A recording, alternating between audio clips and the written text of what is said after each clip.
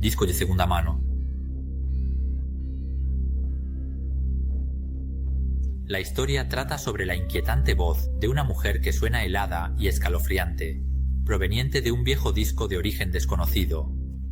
En ese momento, Nakamura pregunta a su amiga, la dueña del disco, si realmente no le permitirá copiarlo, argumentando que solo es una copia y que no hay nada de malo en ello.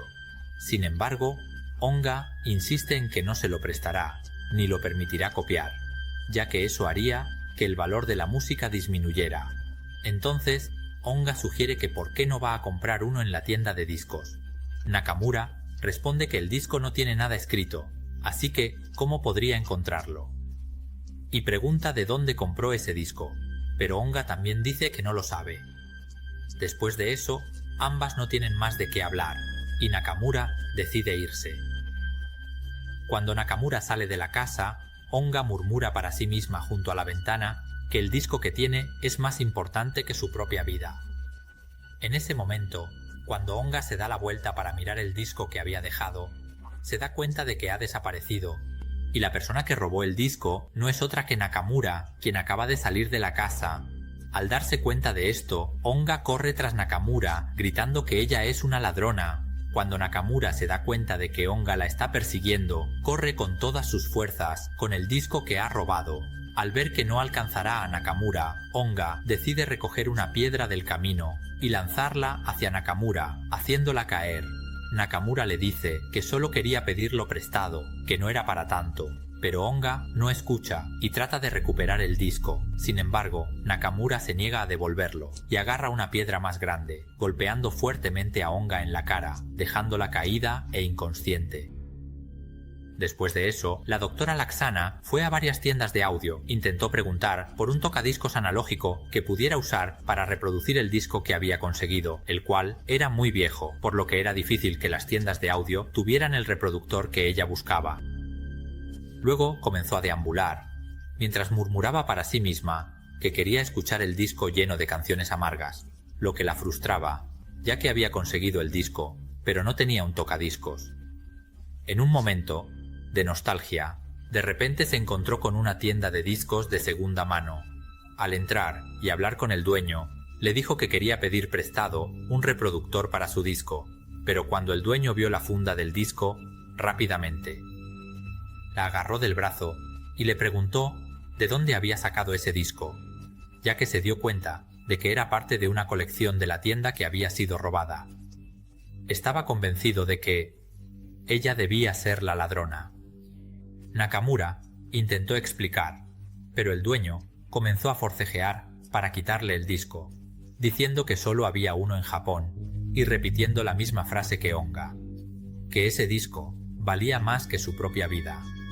Al ver que la situación se complicaba, Nakamura se zafó y salió corriendo de la tienda, pero el dueño la persiguió sin dudar, así que tuvo que correr y esconderse en un restaurante que estaba decorado de manera vintage. Había discos antiguos decorando las paredes de la tienda, y ella escuchó música saliendo de los altavoces, una canción muy antigua. Le preguntó al dueño si la música provenía de la radio, y parece que tuvo suerte, cuando el dueño le dijo que la canción estaba sonando desde un tocadiscos analógico que ella estaba buscando. Así que le pidió al dueño que le dejara poner su disco. Cuando el disco comenzó a sonar, la voz amarga y escalofriante llenó el aire, haciendo que un cliente masculino se sobresaltara al escucharla. Nakamura cerró los ojos y se dejó llevar por la voz, al igual que el dueño de la tienda, quien también cerró los ojos y se dejó llevar por el canto resonante en toda la tienda.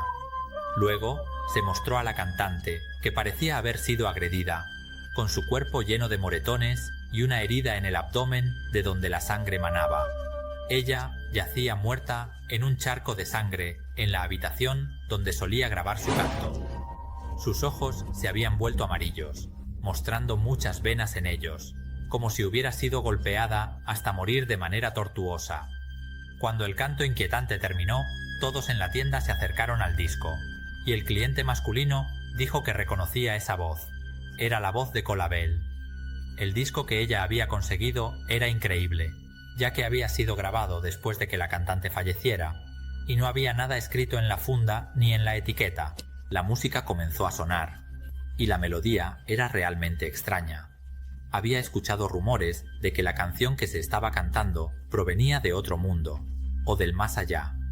Sin embargo, no sabía por qué, pero cualquiera que escuchara esa música podría hacer cualquier cosa, siempre que tuviera ese disco en su posesión. Nakamura sintió que si se quedaba en la tienda, no estaría a salvo, así que decidió correr. Un cliente masculino en la tienda la siguió porque también quería el disco. En ese momento, al escapar, se encontró con el dueño de la tienda de discos que la estaba persiguiendo, así que decidió correr en otra dirección. Sin embargo, el dueño de la tienda notó algo cubierto con una tela, pensando que podría ser un cuerpo oculto. Al destaparlo, se encontró con el cadáver de Onga, que Nakamura había asesinado y escondido. En ese momento, Nakamura, que intentaba escalar un tronco para escapar, se encontró con el padre y el cliente masculino que la seguían, lo que la sorprendió y la hizo perder el equilibrio, cayendo. El tronco que estaba escalando rodó sobre ella, matándola de manera espantosa. Sin embargo, el disco se le escapó de las manos y cayó frente al cliente masculino, quien probablemente lo recogería. Y la música del más allá sonó de nuevo, acompañada de imágenes de tragedia, provenientes de un solo disco.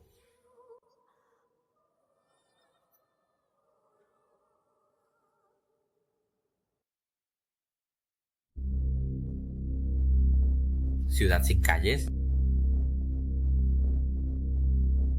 La historia comienza con una narración sobre la teoría alicetotina que dice que susurrar al oído de alguien puede hacer que esa persona aparezca en los sueños y también se puede contactar con el dueño de esos sueños. Kiichimoto utilizó este método para entrar en el sueño de Saiko, la chica de la que está enamorado. En el sueño, Saiko le pregunta por qué no le dice directamente lo que siente, y él le confiesa que no tiene valor ni confianza, pero asegura que realmente le gusta. Saiko le dice que le diga directamente en la escuela al día siguiente, y él promete hacerlo. Sin embargo, antes de eso, quiere que ella acepte un regalo, un anillo en forma de corazón. Mientras conversan, de repente, un misterioso hombre se ríe y aparece, diciendo que ambos se ven realmente patéticos. Saiko le pregunta quién es, y el hombre revela que es Jack, el asesino, y amenaza con matar a ambos. Antes de actuar, Jack ataca a Kiichimoto, lo que hace que Saiko despierte de su sueño, asustada. Al despertar, piensa que solo fue una pesadilla, pero al lado de ella ve la caja del anillo de Kiichimoto, lo que la hace preguntarse por qué la caja de su sueño está allí, y además, el anillo en forma de corazón ha desaparecido. Al día siguiente, Ichimoto fue encontrado como un cadáver apuñalado en la calle, sin que nadie supiera quién era el culpable. Sin embargo, hay una pregunta que sigue atormentando a Saiko. Si Kiichimoto ha sido asesinado, ¿dónde está el anillo?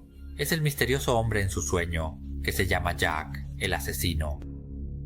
Después del caso de Alicetot, Saiko se da cuenta de que eventos inquietantes la esperan.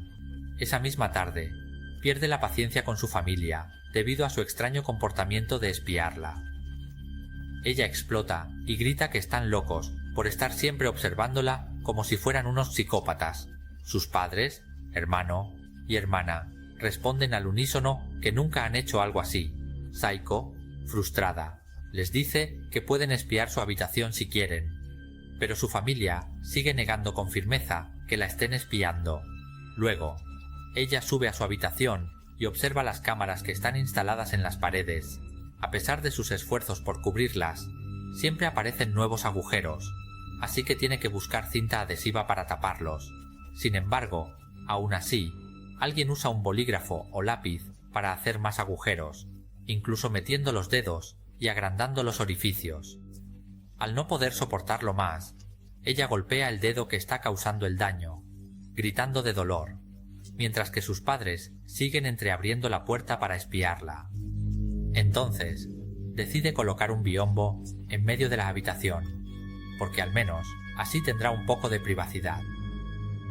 Sin embargo, al acercarse al campo, de repente se oyó un fuerte ruido en el techo de la habitación, lo que hizo que Saiko se despertara y se preparara para vengarse. Tomó un destornillador y poco después el techo fue perforado. Saiko decidió usar el destornillador para atacar el agujero, y en el momento en que lo hizo, se escuchó el grito de alguien, seguido de un ruido de rodar en el techo, como si algo hubiera golpeado una parte del cuerpo. A la mañana siguiente, notó que su padre tenía algo en el ojo, que parecía ser una herida, pero él dijo que solo era un poco de polvo. Su padre y su hermano estaban cortando tela, alegando que era un accidente, aunque ella sabía que se habían lastimado al intentar espiarla. Finalmente, no pudo soportar más a su familia y decidió escapar de casa, pensando en quedarse un tiempo con su tía en la ciudad de Kozato. Sin embargo, al llegar a la parada de autobús, se dio cuenta de que no había autobuses que la llevaran allí, así que decidió ir a pie. Saiko continuó caminando sin saber cuánto tiempo había pasado, hasta que se encontró con un cruce, que le hizo recordar que antes había una calle aquí, pero ahora solo había casas y callejones sin salida. Decidió intentar caminar por otro callejón, pero también se encontró con un callejón sin salida, así que optó por dirigirse a la calle principal.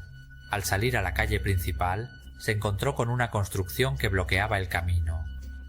Luego comenzó a notar cosas extrañas, como tiendas que vendían máscaras y personas que pasaban, todas usando máscaras. Mientras se preguntaba sobre esto, un hombre misterioso se acercó y le preguntó si estaba perdida. Ella le respondió que estaba buscando la entrada a la ciudad de Kozato, y el hombre se ofreció a guiarla, pidiéndole que lo siguiera.